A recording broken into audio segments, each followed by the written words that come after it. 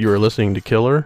This is case number 17, the Golden State Killer, Part 6, the East Area Rapist, Part 5. Lock your doors, bolt your windows, and turn off the lights. We're about to begin.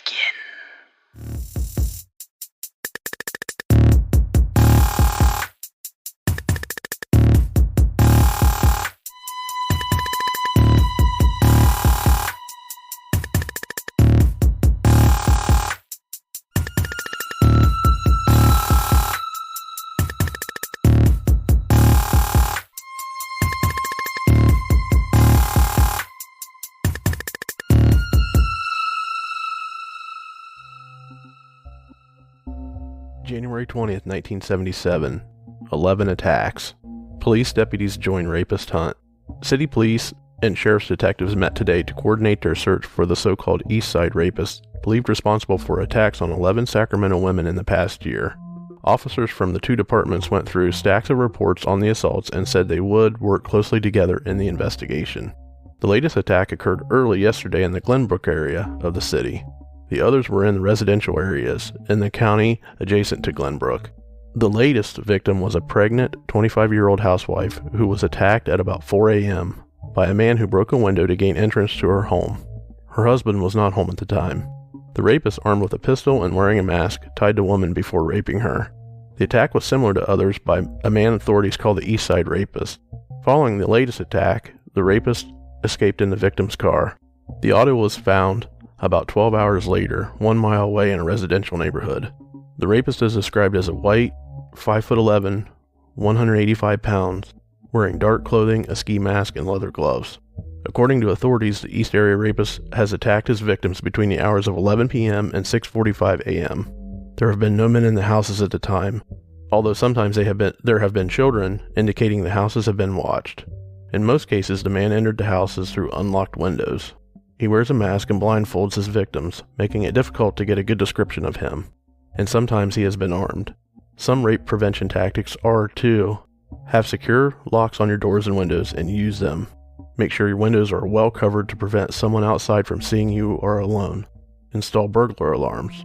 Form a cooperative with your neighbors to keep an eye on each other's houses, and for unfamiliar persons and cars. Pay attention to your dog if it barks. When leaving a building, carry your car keys in your hand so that you can rake them across an attacker's face. Check the back seat of your car before getting in. Carry a few sharp items in your purse, such as pencils or combs, with metal lifts that can be used as weapons. Kick your attacker in vulnerable places, the shins or groin, and run. Cause a lot of noise, either with a whistle or horn, and run. Don't keep a weapon in your house unless you know how to use it. January 25th, 1977. Sheriff's recommendation, secure anti-rapist locks are urged. In the wake of 14 assaults committed by the so-called East Area Rapist over the past 15 months, the Sacramento County Sheriff's Department is recommending people invest in good locks for their homes. I've been recommending to people that they go to a reputable locksmith. It could cost them $100 or a little more to make their home secure, said Department spokesman Bill Miller. But a lot of people think their homes are secure when they're not. A lot of people just don't have the proper locks. He noted that the rapist has entered the homes of his victims several times through unlocked windows. In yesterday's rape near Madison Avenue and Sunrise Boulevard, he came through an unlocked door. The East Area Rapist's first known attack was in October of 1975, authorities say. Since then, he has raped 12 and attempted to rape 2 women in the east area of the county and city.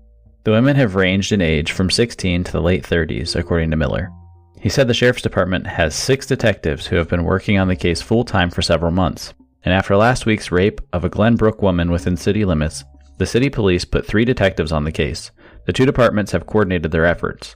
The other attacks have occurred in Del Deo, Carmichael, Rancho Cordova, and Citrus Heights. Authorities said the rapist, who has always struck between 11 p.m. and 6:45 a.m., apparently has watched the homes to make sure no men would be present. Occasionally, there have been children in the houses. He has also threatened some of his victims with a weapon.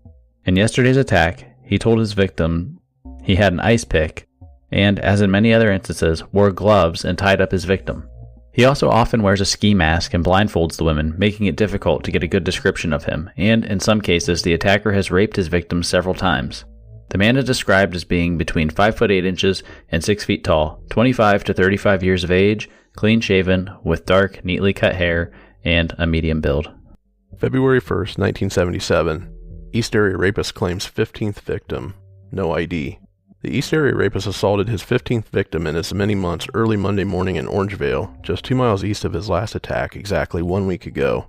Sacramento Sheriff's Department spokesman Bill Miller said authorities are convinced it is the same man because of his method of operation. The victim, a young woman in her early 20s, told officers she was awakened in her bed sometime between 3 and 4 a.m. and gagged with some clothing. Her head was covered with a pillowcase and she was tied with her pajamas, said Miller. He said she was not raped, although she was sexually molested. As in his other assaults, the man threatened his victim with a weapon. She said she could not see one, although he threatened to shoot her. The woman's parents, both of whom were in the house at the time of the attack, did not hear anything, Miller said. In his other attacks, there have never been any men present, although occasionally there have been children in the homes. As is his pattern, the man remained in the house for about 2 hours, although he did not leave the bedroom. Also typical was his entry through an unlocked window to the woman's rear bedroom. Last week, the man raped a 25-year-old woman in the Madison Avenue Sunrise Boulevard area. He entered her home shortly after midnight through an unlocked door. A few days earlier, he had raped a pregnant woman in the Glenbrook area of the city near Highway 50 and Watt Avenue. His other attacks have been in Del Deo, Carmichael, Rancho Cordova, and Citrus Heights. His victims have ranged in age from 16 to the late 30s, Miller said. Both the Sheriff's Department and Police Department have detectives working full-time on the investigation. The rapist is described as being between 5 feet 8 inches and 6 feet tall, white, 25 to 35 years of age, clean-shaven with dark, neatly cut hair, and a medium build. February 7th, 1977. East Area Rapist? Another woman molested. A housewife was attacked and raped early today at her home near Crestview Drive and Madison Avenue in what authorities say could be the 15th assault in the past 15 months by the East Area Rapist. The method of operation is similar to the East Area Rapist, said Sheriff spokesman Bill Miller. However, Miller said that because of the continuing investigation into the rash of attacks, no other possible evidence linking the East Area Rapist to the latest investigation would be released. The woman in her early 30s told police a man entered her home shortly after the husband left for work at 6:45 a.m. He bound her hands and feet with strips of cloth and raped her, officers said. He left the house at about 8 a.m. The woman was alone at the time. Authorities said that the man wore a mask and gloves. In the 14 attacks attributed to the East Area Rapist, the man wore a mask and gloves. Officers said the woman, still bound, was able to crawl out of the house. Her screams were heard by neighbors who found her at about 8:30 a.m. The man was described as white, 5'8" to 6 foot tall, and about 160 pounds, the same general description of the East Area Rapist. Last Thursday, officers arrested William Paul Boren, 24, of Fair Oaks in what they earlier called the 15th attack by the East Area Rapist. However, authorities later said that the alleged attack apparently was a copycat. In that incident, a woman in her 20s was assaulted in her home in Orangevale last Monday. The attacks attributed to the East Area Rapist have occurred in Del Deo, Carmichael, Rancho Cordova, and Citrus Heights. The victims have ranged in age from 16 to their late 30s. In this morning's attack, officers said the man entered the woman's home through an apparently unlocked sliding glass door. March 8, 1977. Rape may be linked to the series. A 37-year-old woman was tied up and raped in her home early this morning, and Sacramento County Sheriff's deputies are investigating the possibility it may be the 16th attack by the so-called East Area Rapist. The MO, method of operation, is the same as the East Area Rapist, said Sheriff's Department spokesman Bill Miller. The woman who was alone in her home east of Watt Avenue between Robertson and Whitney Avenue. April 15, 1977. 18th rape victim in East Area. The East Area Rapist early today attacked his 18th victim, a 19-year-old woman who was raped in her home near Madison and Manzanita Avenues. The woman was assaulted between 2:30 and 4 a.m. and called Sacramento County Sheriff's officers shortly afterwards, said spokesman Bill Miller. Miller would not otherwise detail the early morning rape. It's the same MO as the others, he said. The rapist forced his way into the woman's house, but Miller refused to say what kind of force was used or where the entry was made. In the other 17 rapes attributed to the East Area Rapist since October 1975, the victims have been attacked between 10:45 p.m. and 6:45 a.m. by a masked or hooded man who forced his way into their homes. The rapist has tied and gagged his victims before sexually assaulting them. He has never attacked while there was a man in the home, although he has raped some of his victims with children present. The women have ranged in age from 16 to their late 30s. 6 of the rapes have occurred in a relatively small area between Folsom Boulevard and the American River north of Watt Avenue. All have been in the Carmichael, Glenbrook, Daldeo, and Rancho Cordova areas. The rapist has been described as 25 to 35 years old, white, between 5 feet 8 and 6 feet tall, clean-shaven, with dark, neatly cut hair. After this morning's rape, sheriff's officers in the area stopped a car nearby and took the driver to headquarters for questioning. After a lengthy investigation, they released him. March 20th, 1977. Rapist hits 17th victim. A 16-year-old Rancho Cordova high school student apparently became the 17th victim of the East Area Rapist when she returned to her darkened home alone to pick up some clothes before spending the night with a girlfriend. The victim's family was away for the evening, sheriff's deputies said yesterday, and the intruder was waiting inside. The attack occurred about 10:45 p.m. Friday.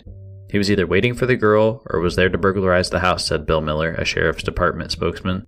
He declined to comment on the status of the investigation. The victim Friday night was a sixth in a relatively small area between Folsom Boulevard and the American River, north of Watt Avenue. The girl who lives in the southwest section of Rancho Cordova said the man was wearing a mask or hood over his head when he came out of one of the rooms in the back of the house after she entered. He tied and gagged her before raping her. He remained in the house until 11:40 p.m. and escaped out the rear of the house when the victim's friend came to check on her. The girlfriend called the sheriff's department. Detectives said the rapist entered the house by forcing a door from the garage entrance.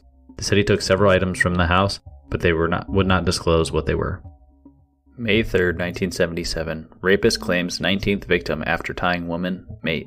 The East Area Rapist attacked his 19th victim this morning after awakening a Glenbrook couple and holding them at gunpoint while he tied them and covered their heads with blankets, police said. The rapist, who pried open a sliding glass door to enter the family's home, didn't awaken two young children who slept through the ordeal, police said. The rapist, armed with a large caliber pistol, spent more than 2 hours in the house after he broke in about 2 a.m., police said. He slipped into the couple's bedroom while they were sleeping and pointed the gun at them when he awakened them, said Sergeant Gerald S. Backerich. He led the woman to an upstairs living room where he raped her, Backerich said. The rapist, who wore a ski mask, found and stole some cash as he later ransacked the entire house, Backerich said. The incident started so quickly in the darkened house that the man did not see the invader, police said. The man caught only enough of a glimpse to see the gun and the mask, they reported. This was not the first in the series of rapes where a man was in the home, Bill Miller, a spokesman of the Sacramento County Sheriff's Department, revealed today. There was another case in which a man was tied up before the rape, Miller said. He wouldn't, however, say which case this was. The East Area Rapist, whose first attack was recorded in October 1975, has generally victimized women who were alone. Many of them were married women whose husbands were away from home for the night, detectives said.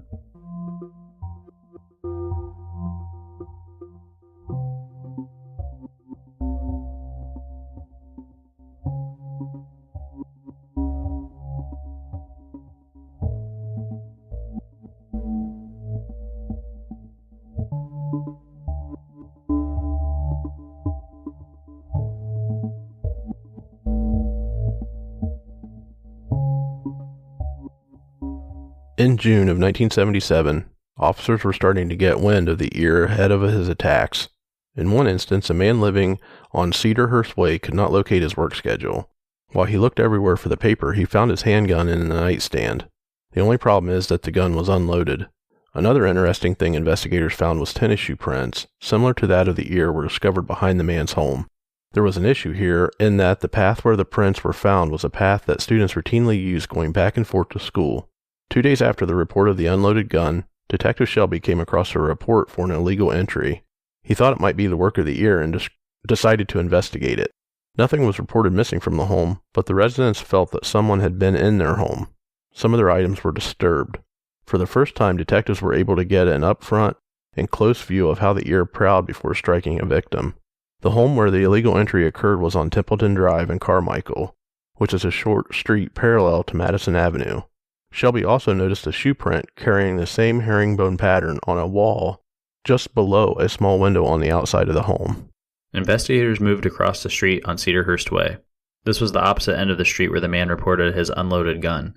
Detectives started by knocking on the door of the second house from the southeast corner of Cedarhurst Way and Templeton Drive, which fits the pattern of the attacker's preferred home. Once investigators knocked on the door, an attractive single mother opened the door. They asked her about recent events in the area, to which she recounted that she would return home many times to find their front door unlocked, and sometimes slightly ajar. At other times, she thought that the items in the home had been slightly moved. She even recounted a time that their large houseplant had been moved, to which she was sure someone was in their home. She also reported an unusual amount of hang-up phone calls. After informing the single mother of what was likely awaiting her and how she could protect herself, Shelby and team moved across the street. They found an area of heavy foliage where they saw several shoe prints and cigarette butts. Another neighbor reported seeing a blond man walking along the fence, which was 6 feet high, but the man was shorter than the fence. Shelby had a hunch that the ear may have access to police radios, so they did not broadcast this information. A possible prowler was reported one night, to which Shelby arrived to investigate. Once on the scene, the woman was surprised because she had heard what she described as a police radio prior to Shelby's arrival. She had thought they were already there. Coincidentally or not, the ear did not return to Cedarhurst Way after the authorities had been there. We get an up-close and personal look at, from a police standpoint of what it's like to be stalked and prowled before he actually attacks the homes in this case, which is pretty interesting for police at this point in the case, because while they knew his MO and kind of had an idea of how things would go, they never, to any point so far, investigated the prowling activities and seen his pattern of where he stands and hangs out and watches before he actually hits somebody, and he never hits there. And so that begs the question, does he have access to a police radio? Is he somehow getting his information from the police before, or during their transmission of this information, and is able to stay a little bit ahead of them that way? What do you think? Do you think he has access to that information? Because it sure seems like he does. I think just by what the lady witnessed there right at the end, what we described, she said she heard a radio before they had even arrived, and she thought they were already there, but it doesn't sound like that's the case. So that kind of goes to confirm that he does have a police radio, and he's monitoring very closely their movement and their communications. Yeah, and it's fascinating because, if he does have a radio and he's out there listening, I mean, that just gives him a million different ways he's able to escape when they start coming. Like, he can find out where they're at and hear them radioing back and forth and kind of understand how they're investigating him in order to make adjustments to the way he's doing certain things to either get away or get into houses, or to prowl and stalk, and knows what neighborhoods they're in and where they're sitting and watching. Like, it's insane the amount of information you probably could glean from this chatter over the radio, especially at this time. Technology wasn't as sophisticated as it is today. So, police probably really took for granted the fact that they had these radios and hey, we got these radios. They're not thinking anything of it, aside from, they know someone could tap into their radio feeds, but they're probably, the occurrence of that's probably pretty rare. Right. And there was also a lot of really good evidence left behind where they detected possible prowler activity. The shoe print on the wall underneath the window, and the one guy who checked to see if his gun was still in the nightstand because things had been moved around. It was in the nightstand, but he took it one step further and noticed that it had been unloaded. How freaked out would you be? Crazy, because that's like the typical trick that they play in some movies where, hey, I'm going to give this guy a gun. He thinks he can shoot me and has an upper hand, and all of a sudden he pulls the trigger and click, nothing's there. So that's like a real life scenario of that happening. I mean, how crazy would it have been had that attack transpired? The guy goes to get his gun and he thinks, I'm going to shoot this guy once and for all and put an end to this, and click, nothing. Yeah, I mean, your heart would sink if you even made it to the gun, because as soon as you go for it, he might shoot you. But knowing that it's empty, he might let you think it's not and let you go for it. Exactly. Yeah, and that would just, I can't imagine how your heart would sink at that point, not to mention, just it's already a traumatizing enough situation, but then you go to get your gun, you think you can defend yourself, and you really can't. No kidding. Well, let's dig in here. Attack number 23, September 6, 1977, the city of Stockton, on Portage Circle. The home was quiet until a sliding glass door which connected to the bedroom of the soon-to-be victim started making noise. By the time the female sleeping in her bed had a chance to wake her husband, a flashlight beam shined straight into their eyes. The intruder warned them to shut up or he would kill them, and instructed them not to move. Get on your stomachs, he said. The all-too-familiar routine was going to follow. The female was instructed to bind her husband. Then she was bound as well. The husband was retied by the ear to ensure no tricks were being played on him by the female victim. The assailant began asking them where their money is. All he wanted was food and money. Then he asked the husband where his wallet was and if there was anyone else in the home. The husband responded with the location of his wallet and informed the intruder that they had 2 children in the home. The ear, as maniacal as usual, threatened that if he didn't comply, he would chop up the kids and bring them their ears. The East Area Rapist left the room for a few moments. The couple could hear him preparing the living room, closing the drapes, doing some rummaging. He returned to the room shortly thereafter. With a knife to the husband's throat, he threatened him, telling him to shut up or he would kill him. Next, he took the victim from the room. She was already sleeping naked, so she asked for her robe when the ear began to escort her away, to which he draped it over her. He escorted her down the hall with a knife to her throat, and then left her in the living room on the floor. Next, he returned to the husband with his dishware of choice and placed it on the husband's back. He threatened to kill him if he heard the dishes rattle. The male victim heard what sounded like objects in a large bag being toted around with the assailant. Next, the ear returned to the living room, where he had staged the room with his now signature towel over a lamp to dimly light the room. He began to lotion himself and rape the victim. He would return to check on the husband several times, threatening him with a gun to his head as well as a knife on several occasions. He would return and rape the female victim, and she reported that he possibly used a dildo on her at one point. The couple's 6-year-old daughter would wake up at one point during the attacks, and the ear would tell her he was playing tricks on her mother and ask if she wanted to come watch. She just ignored him, went to the bathroom, and then back to bed. He would tell the victim that he saw her at the store and just had to have her. He also mentioned he only lived a few blocks away and needed things for his apartment like soap, towels, utensils, and televisions.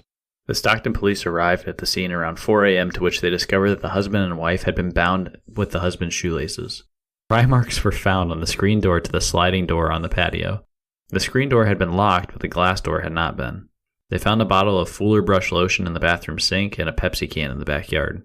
A jar of peanut butter was left on the kitchen counter, which was from the intruder removing it from the refrigerator and eating it himself.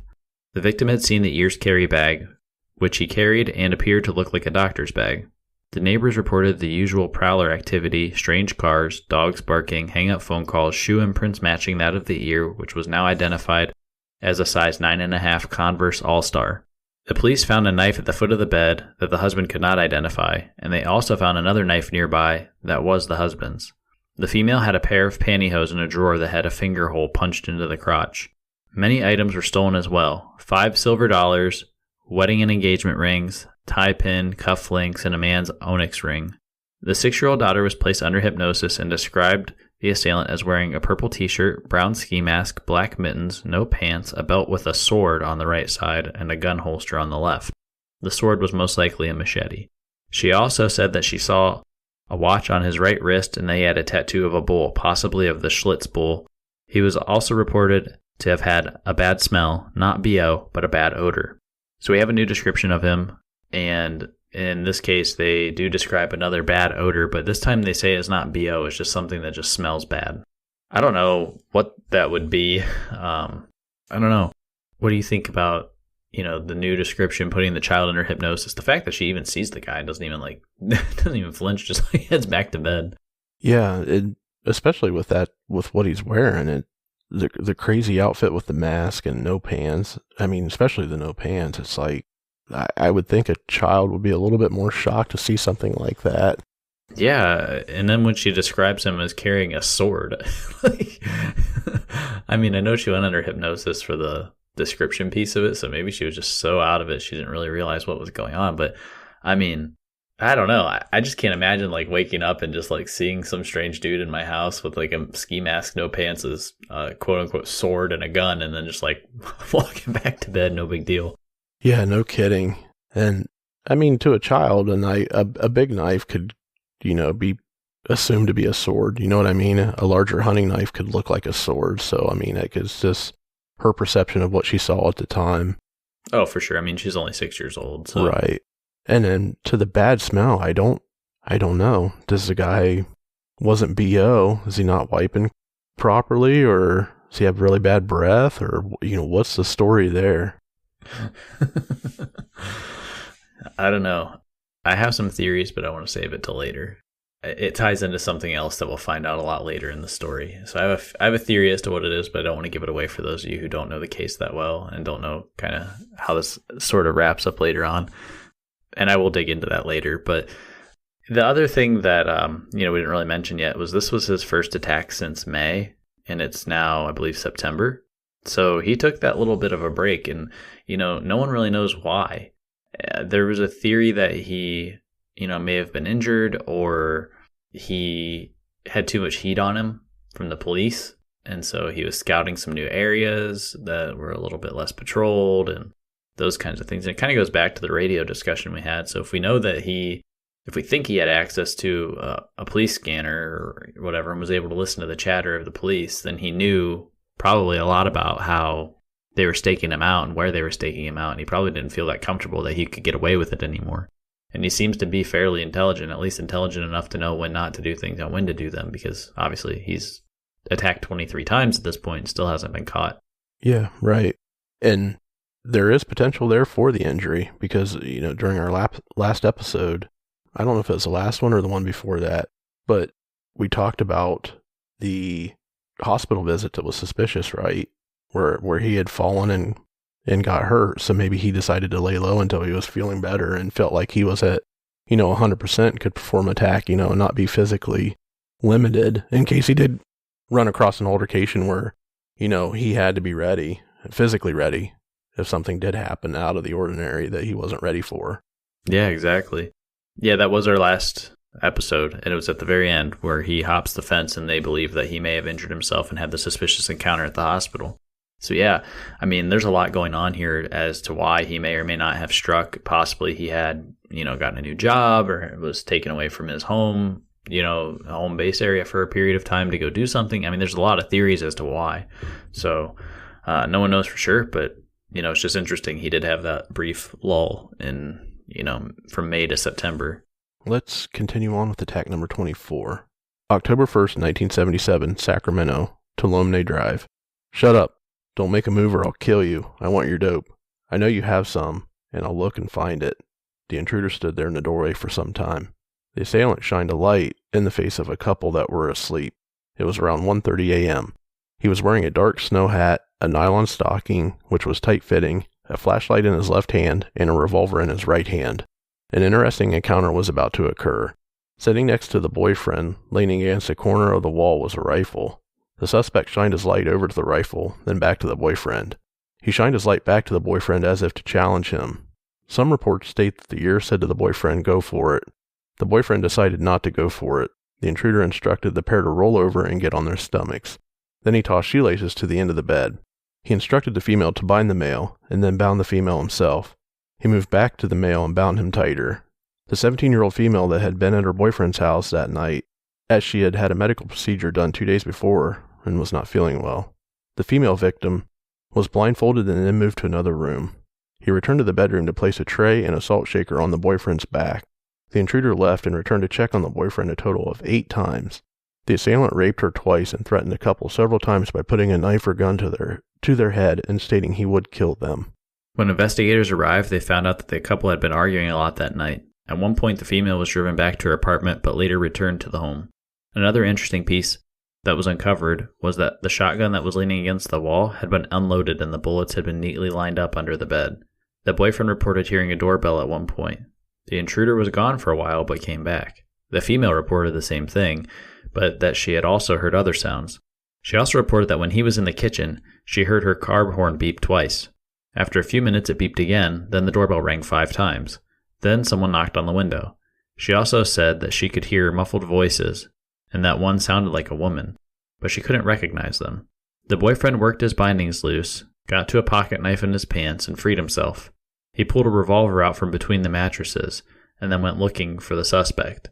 He freed his girlfriend from their bindings, but then he went out in the back and fired a shot into the air to attract attention. The female described him as 5'9", 170 pounds, between 21 and 35. His breath and body odor were bad. He was wearing a black vinyl or leather jacket with 4 pockets below his waist. His shirt was either dark blue or dark brown, and his gloves were black leather.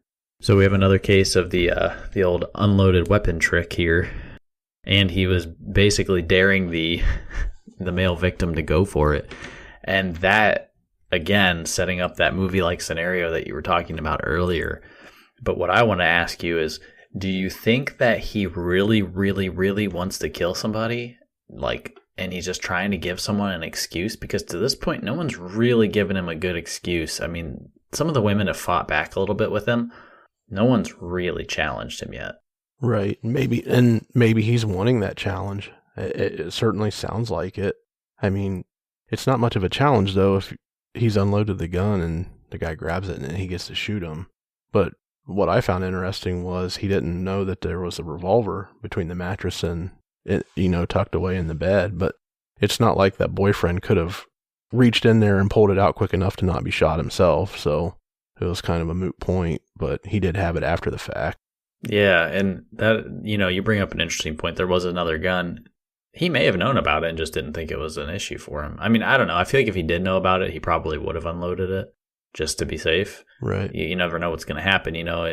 If somehow he gets knocked down or something and the guy gets a second to get to that gun and you knew it was there and didn't unload it, you would be a little bit pissed at yourself if you're the intruder in this case.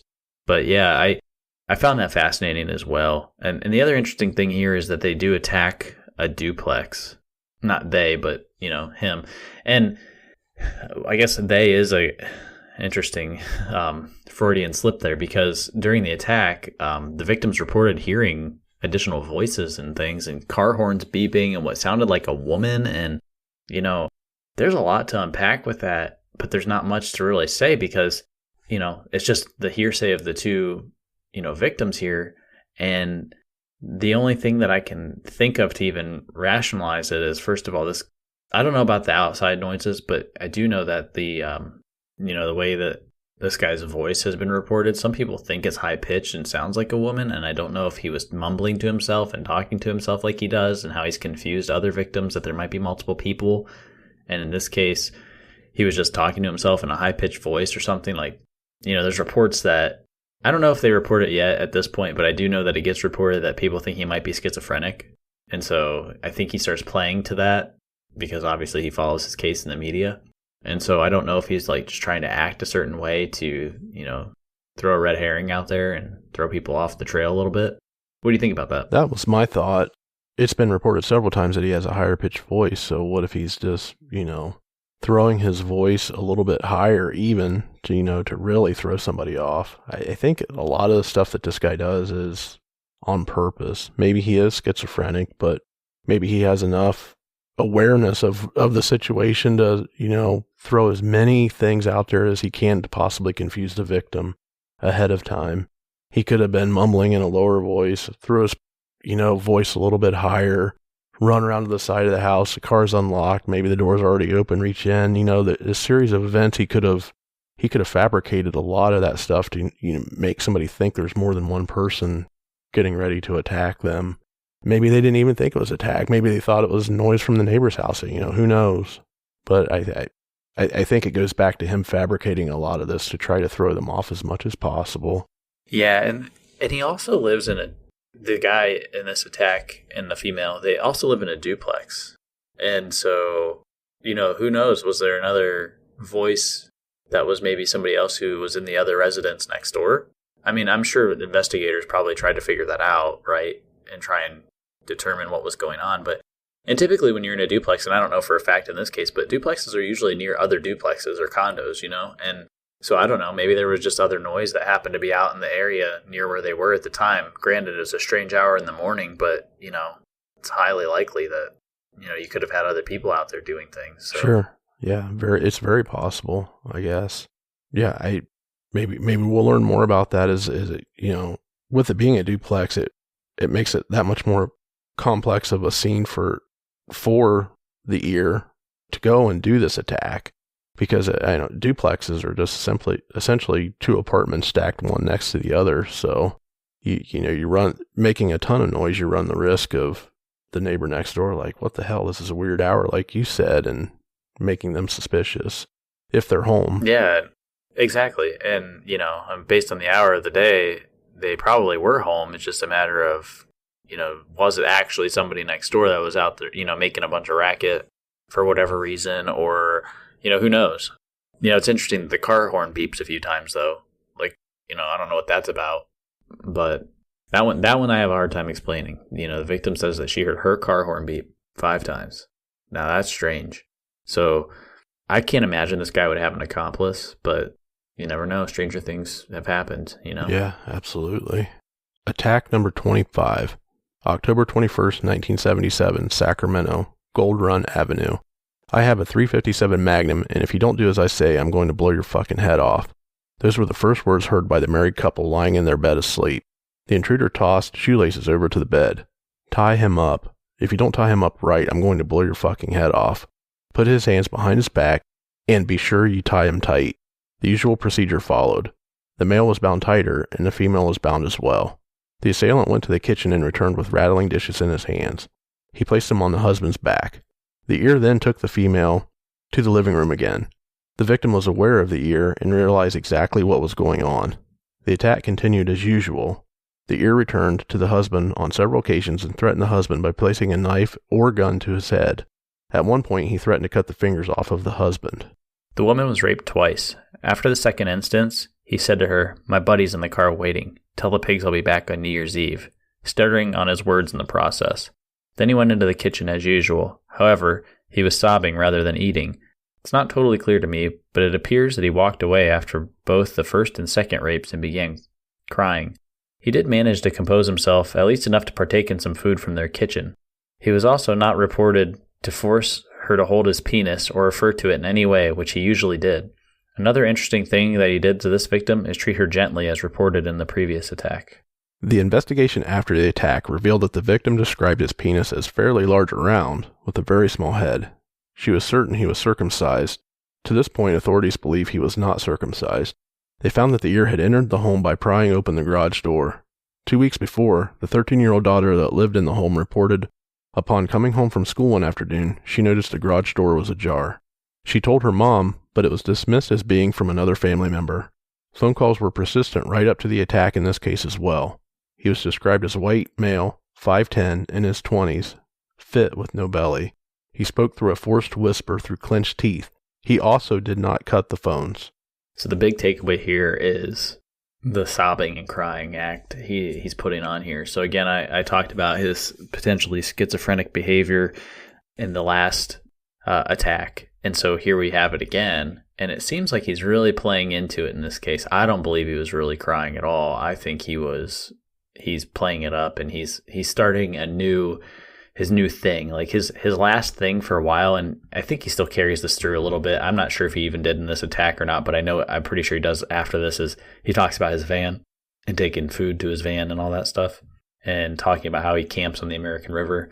I think the sobbing act is another one of those, like, I'm going to pretend to cry now and, give you the police something else weird to think about. I think that's absolutely what's happening. And, I can't think of any other reason why he would just start sobbing. It sounds like it was almost uncontrollable sobbing. They actually noted that he had to compose himself before he came back, in between attacks or doing whatever.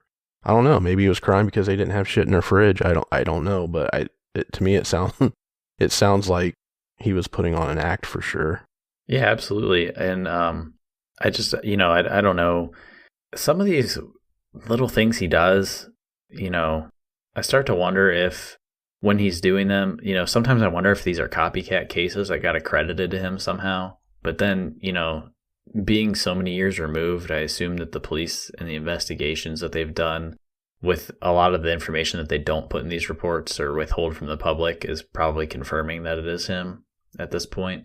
So, this is one of them where it seems like if the guy was truly sobbing, maybe it was a copycat person who had these desires and copied the East Area Rapist's MO and then decided that during the attack this wasn't a good thing and that he regretted it. But I lean more on the side that it's him and that this is just an act to try and throw police off.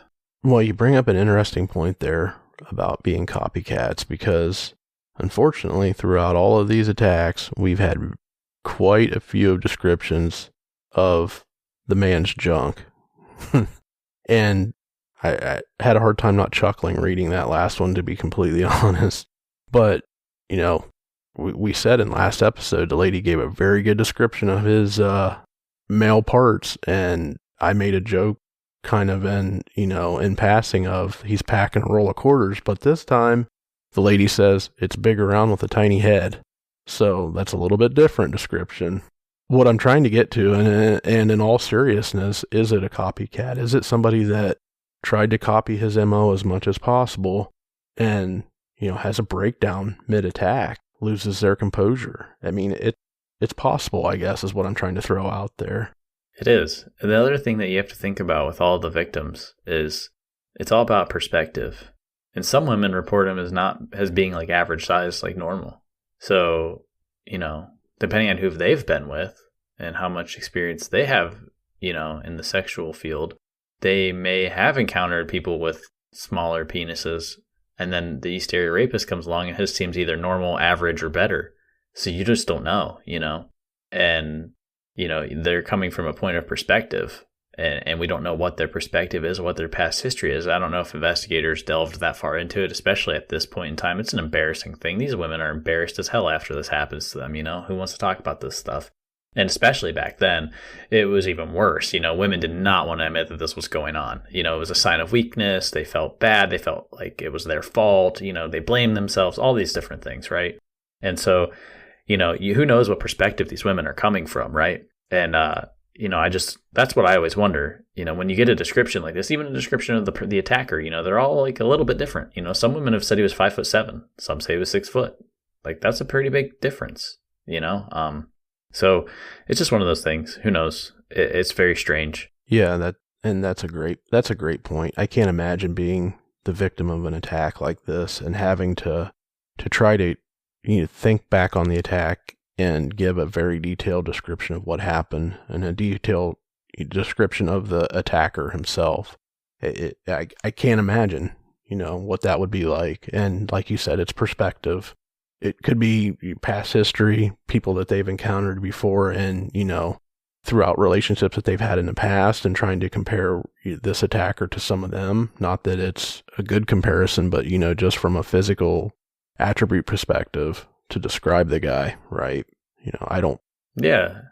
And the other thing is, like, when this is all going on, like you're kind of saying, is some of these people have kids in the home. And so you want to, compare, you're making these comparisons and you're trying to gather these descriptions, but really in the back of your mind, you're just worried, is he going to hurt my kids or hurt my family? And the husbands are separated from the wives. And, so obviously, the husbands are freaking out because they don't know what's going on with the wife. But the wife's probably alternately freaking out because she's getting attacked, but also like he disappears and goes and checks on things. And it's like, okay, so what's he doing now? If he's doing this to me, what's he doing to the other people in the home? So for the fact that these women have to come back and remember and try and give descriptions and, do all those things, that's a tough task, man. I wouldn't want to be in any of their positions. I'll tell you that right now. Yeah, exactly.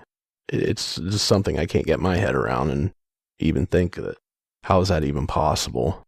So, kudos to the ones who could provide very good details, I guess, but it sucks that they have to be put through that. Oh yeah, absolutely. They're my heroes.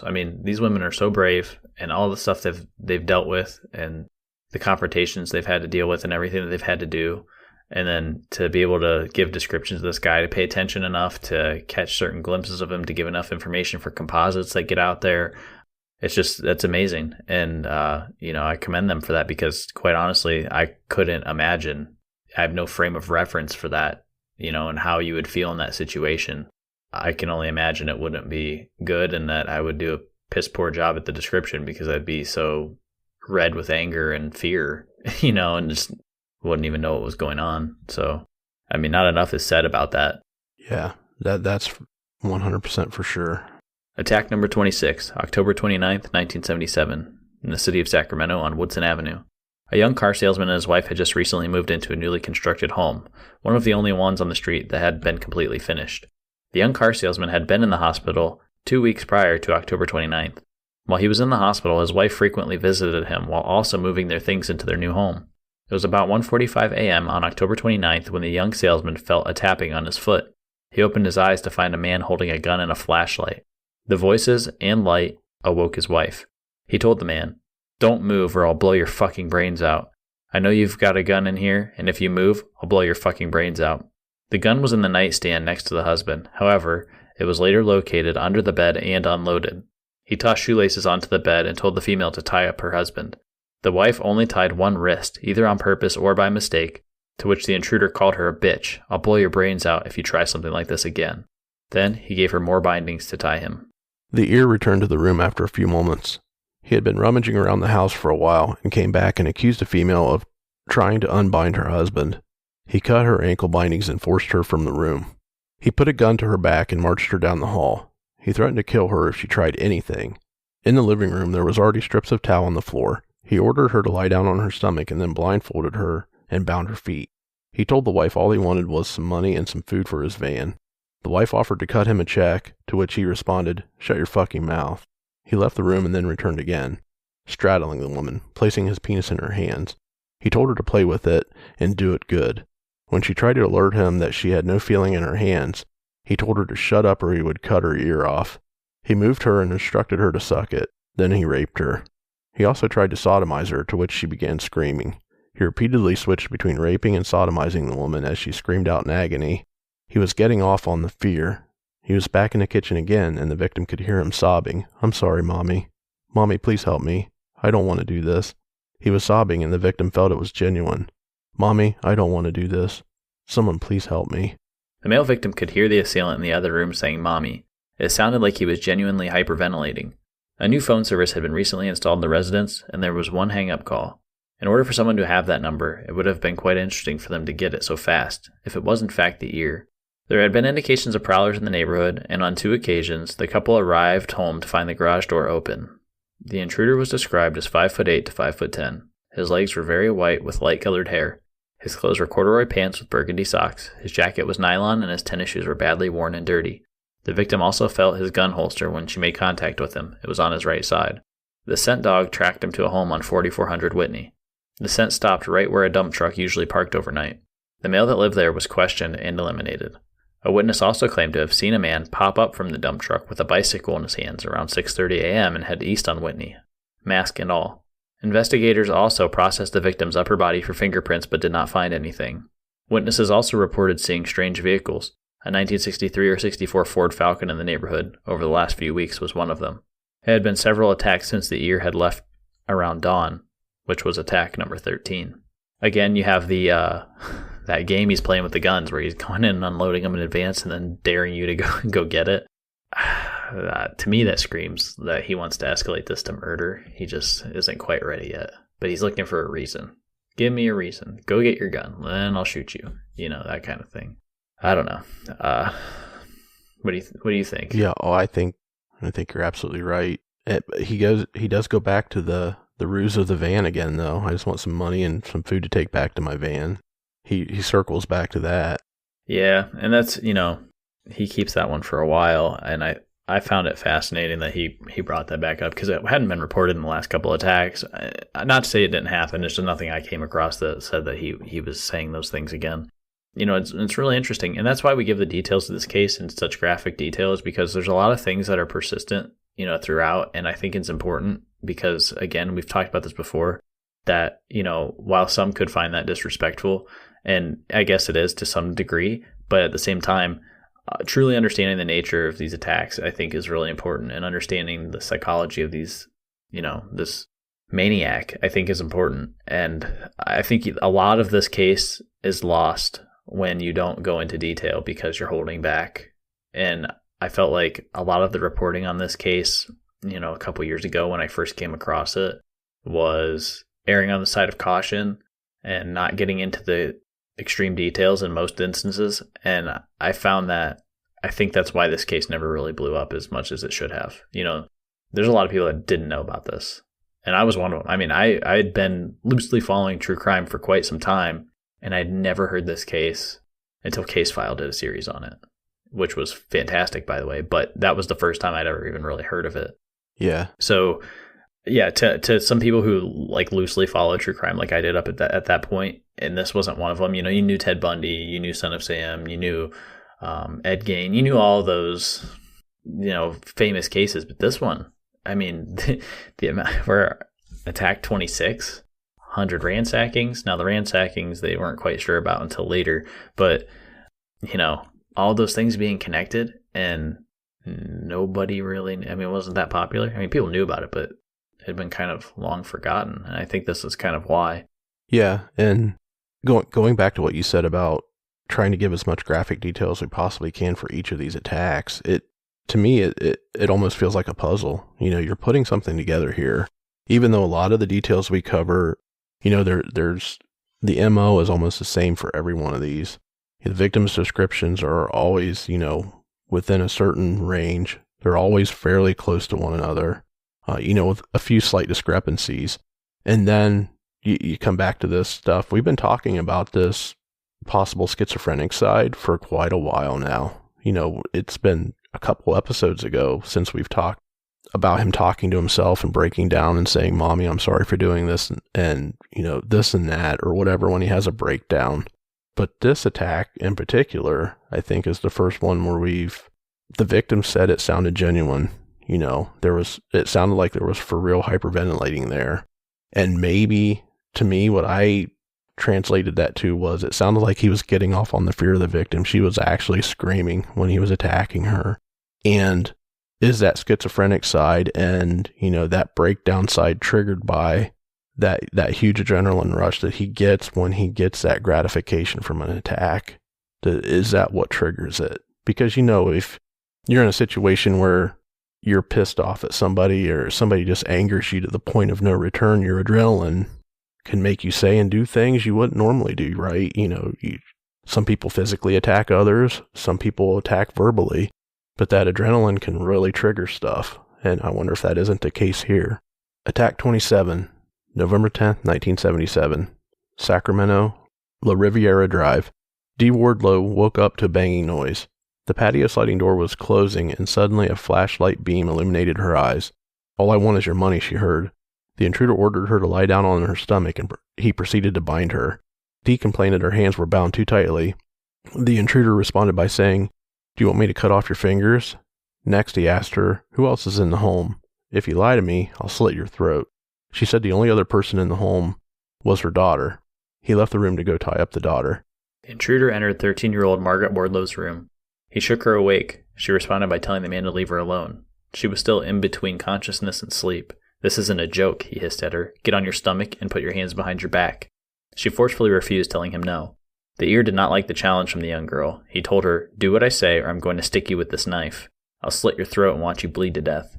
Then he pushed the knife up against her neck and behind her ear. "Do you want me to cut off your ear?" he growled. He told her, "All I wanted is your money," but she said she didn't have any.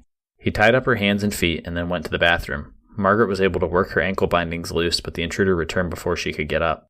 He told her, "If you move again, I'll kill your mother." The attack occurred in a condo similar to the townhouses where the kitchen was upstairs. The ear moved upstairs for a few moments, and then she could hear him coming back downstairs. Margaret had obsessively followed the coverage of the ear in the news, and she knew what was coming. If the ear was going to her room, he was going to rape her mother. If he was headed to her mother's room, he was going to rape her. Throughout the other attacks and the media coverage, both her and her mother agreed that they were not in the age range of the ear's typical victim, but it appears they were wrong. The ear entered the mother's room and placed dishes on her back. "If I hear these plates jiggle, you'll be dead, bitch. All I want is your money and food. Do you hear me?" She sat silently. "Do you hear me? Do you hear me?" Finally, she replied yes. The assailant returned to Margaret's bedroom. He was carrying strips of towels to blindfold and gag her. He untied her feet and straddled her back, placing his penis in her hands. "Grab it. Squeeze it," he said. "Do you know what this is?" She replied no. Then he asked her, "Have you ever fucked before?" "No," she replied. He ordered her to roll over, but being defiant, she asked why. "Roll over or I'll kill you." She said she didn't want to. Finally, he forced her over. He repeatedly tried to rape her, but for whatever reason, he was unable to, although she reported he did have an erection. He gave up trying and went about the house only to return a few moments later. A breeze from the area of the front door was making her cold, and she was shivering, so he placed a sleeping bag over her and left the house. I want to play a little clip of an interview that Margaret Wardlow was doing, and she was the youngest victim of the East Area Rapist, and her attack here obviously is quite interesting, and she speaks a little bit about that and how she was following the case, and she was a little bit defiant. So take a listen. Margaret Wardlow was 13 when she first learned about the man terrorizing her community. I had huge fascination in the case because there had been so many attacks. I remember reading one article 3 times over and saying, "Margaret, there's no more words on that page." At the time, Margaret and her mother, Dolores, a single mom and California government employee, believed they were safe.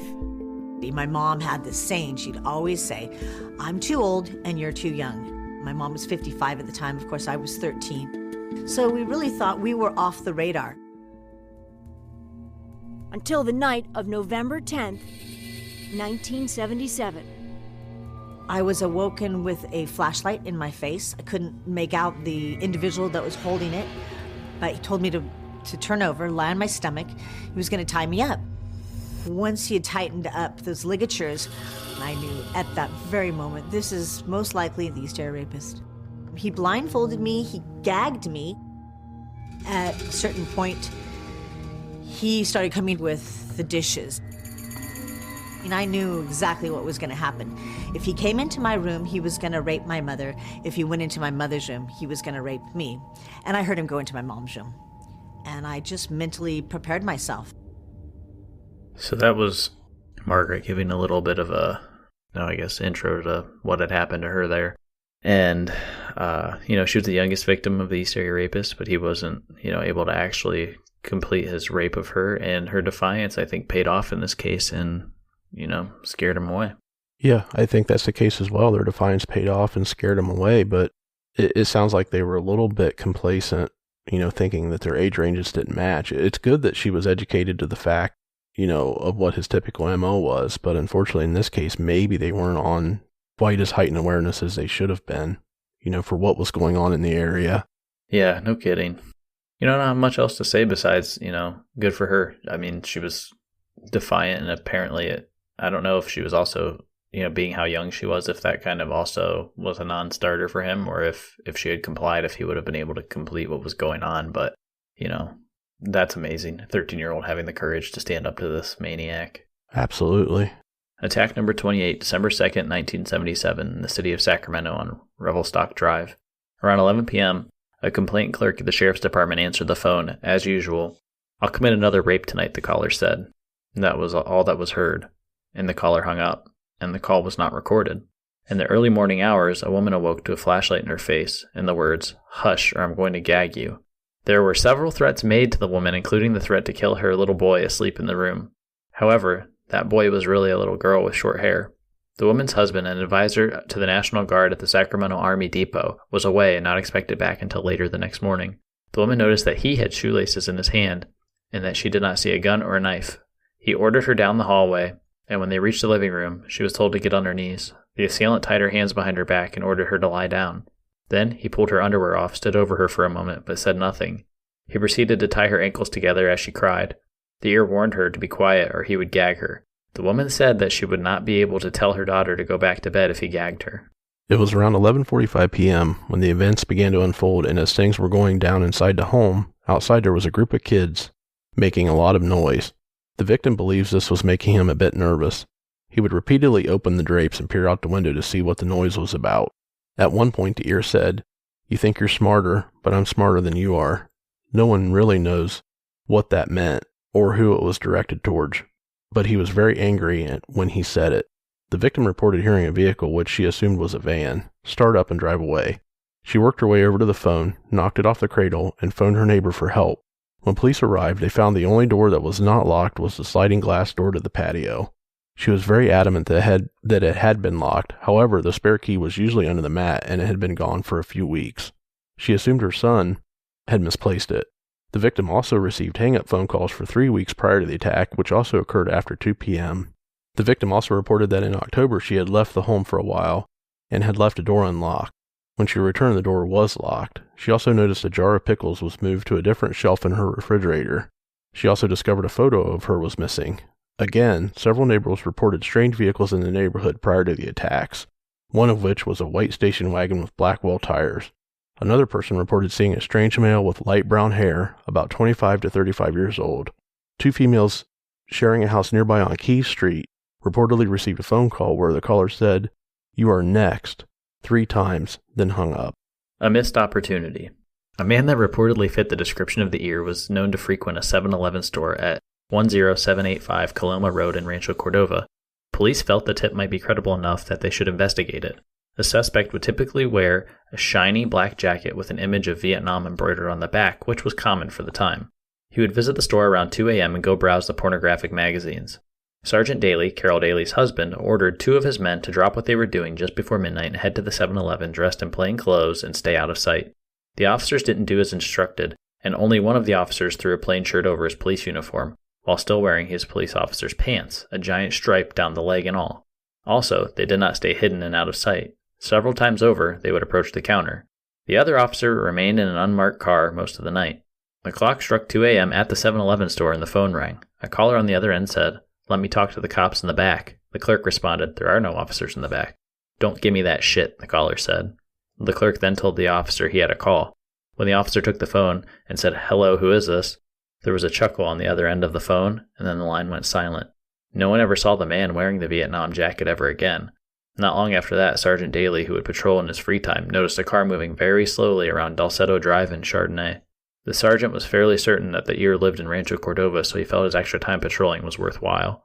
He didn't want to spook the strange car, which was a primed white 2-door Datsun. The sergeant, not wanting to spook the driver, did a U-turn a little bit after passing, to which he saw the car turn from Dulceto onto Chardonnay and then onto Lambrusca, where it would ultimately disappear. It was less than a minute from the time he spotted the car to giving a brief chase before he realized it was gone. Now, I think this gives a lot of credence to the police radio theory here, because if that was the ear, and he happens to call the 7-Eleven store, whether or not he frequented the store, he may have heard them talking about going to the store. So you still don't know if it's actually the guy in the jacket or if it's coincidence that no one ever really saw him again. But what you do know is that he was probably listening to the police scanners and heard them talking about doing this. And then when they did it, he called in at 2 a.m. and left them a little message.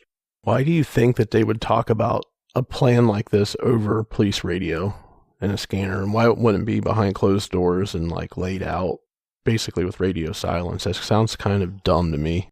I don't know that it happened that way. I'm just kind of theorizing here, to be honest with you. And maybe they didn't lay out the whole plan that way, but maybe something went out over the radio, a little chatter that kind of gave away what they were doing right before they did it, or when the sergeant ordered, maybe he ordered them to go at a certain time over the radio. True. And then the rest was implied. I'm not sure how it all went down exactly. So I guess I'm kind of at liberty here making things up. So if a listener does happen to know how that encounter actually goes down, with the full detail of like the order of operations, I'd be super interested in hearing how that actually played out. But yeah, I found it fascinating that, he ends up, giving a ring to the 7-Eleven store. Another interesting spin to that could be, did he possibly come to the store and think, he was going to go in there and look at the magazines, and he saw these 2 bumblefucks in there that didn't follow orders, and they pull a regular shirt over their uniform and still have the police pants on. He walks by the store, peers in, see these guys roaming around. I was like, oh shit, go back and get my car and then make the phone call, right? Yeah, it's possible. Again, I have a little bit of a theory about this that I need to save till later. So I'm making note of that, and I'll save it till later because there's some information I think that comes from later on that might tell you why he knew this was going on if he actually showed up. Like to your point, if he had showed up there, he may have been hip to what was going on based on some other things, but I'm going to save that for later. So I guess that's a tease. Okay, we'll do that and we'll move on here. Excitement's Crave. On December 11th, 1977, 3 copies of a poem allegedly written by the East Area Rapist were sent to the Sacramento Bee, KVIE, Channel 6, and the mayor of Sacramento's office. All 3 copies were identical. The poem was written as follows. All those mortals surviving birth, upon facing maturity, take inventory of their worth to prevailing society. Choosing values becomes a task. Oneself must seek satisfaction. The selected route will unmask character when plans take action. Accepting some work to perform, at fixed pay, but promise for more, is a recognized social norm, as is decorum, seeking lore. Achieving while others lifting should be cause for deserving fame. Leisure tempts excitement seeking. What's right and expected seems tame. Jesse James has been seen by all, and Son of Sam has an author. Others now feel temptation's call. Sacramento should make an offer. To make a movie of my life that will pay for my planned exile Just now I'd like to add the wife of a mafia lord to my file. Your East Area Rapist and deserving pest. See you in the press or on TV. So it's a terrible poem, but one line in there that I really wanted to talk about was that the mafia lord, the wife of a mafia lord. It's been speculated that that might reference attack number 21 on the Italian man, and that might have been, that was the wife of the mafia lord. That people are speculating that may have been what that was in reference to. And at the time, no one knew the man was Italian. No one really brought that up. That wasn't a thing. But, years later, we find that out. So I thought that was kind of interesting. The other thing that people mentioned was that might not have really meant anything. It might have just been because during the 70s, like, a lot of mafia movies were popular, including The Godfather and stuff like that. So it just might have been something that was kind of in someone's mind during that time, just based on pop culture. Right. So I thought that was kind of interesting. Choosing values becomes a task. Oneself must seek satisfaction, the selected route while unmasked character when plans take action. I think that line is really telling. And if this was really from the East Area Rapist, what's really fascinating about that line that stuck out to me was that, to me, he's saying, like, you need to pick and choose what you're going to do. And he's seeking his satisfaction. His satisfaction comes from these rapes and terror. And so then it says, basically, that will unmask your character, and then when you make that plan. So essentially, to me, looking back at this, if you can truly say that's from him, what he's saying is, like, he had to make a choice because he was getting off on, he knew he would get off on this kind of thing, and so he chose that path, and by choosing that path, it unmasked his character, which his character turned into the East Area Rapist. That's what it says to me, at least. I don't know about you. I completely agree. And I think the interesting part of the poem to me was where, he's wanting them to make him an offer to tell his story. He calls out two famous people, Son of Sam has an author, Jesse James has been seen by all. He's wanting that notoriety. Oh, big time. He's seeking it hardcore. Yeah, most of these guys do. A lot of these guys do that kind of stuff. They want the notoriety. That's a big component of some of these serial offenders is that they want the notoriety. They want to be in the news. You see these mass shooters, a lot of them, they want to be famous. And I think I mentioned before, where I live around, not even 5 miles from my house, there's a middle school in my school district where a kid came and he was going to shoot up the school, and he had a gun and he accidentally shot himself in the bathroom instead. He didn't mean to. It was an accident. But they found on his phone later that he had written notes in his phone talking about how he planned to become famous. Right. Yeah, it's crazy to think that these guys want to be famous, but, I don't know the exact statistics, but a lot of times they end up either killing themselves or being shot by police. So trying to take that martyr status with them, I guess. But really, it's just sad that that's what they seek and are willing to die for it and kill others. That's right. Well, join us next week as we roll into 1978 and the terror of the East Area Rapist continues. Stay safe.